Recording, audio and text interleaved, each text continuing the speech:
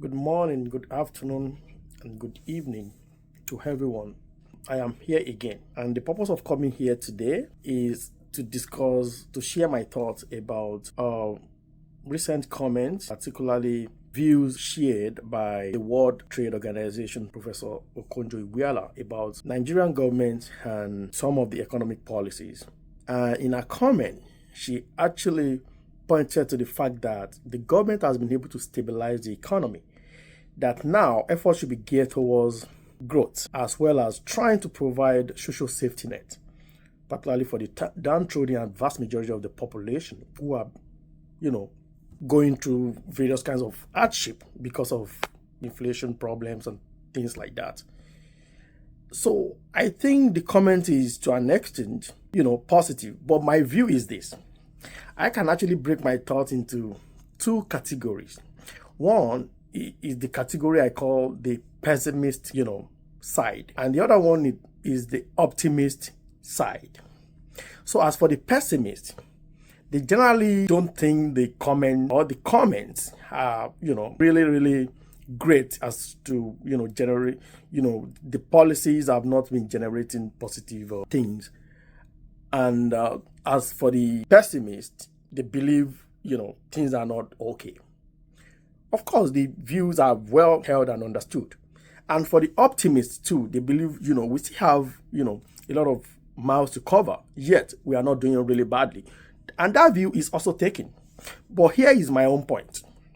So my own point is to actually draw every stakeholder to an aspect that we often ignore. And what is that aspect? As a Nigerian, born and raised in Nigeria, there are some things that I know that are working against some of these or creating this kind of mismatch particularly between the macroeconomic policies and the microeconomic realities. In other words, how can we make sense of some of these positive macroeconomic, policies, and how do they translate to everyday reality? So while looking at that, but there's something that we often overlook, and that is what I want to discuss today. And this issue has to do with baseline data in Nigeria, generating meaningful, truthful baseline data. Why is it difficult for us to have a genuine census in Nigeria? It is important for us that any nation that does not have a clear picture of a number of people living in every square kilometer or square mile cannot produce any meaningful development intervention for anyone.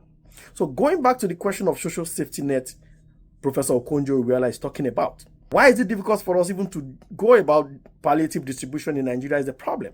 Simply because we don't have all these things in place. And why is it difficult for us to have it? Is it difficult? No, it's not. But do we have the political will?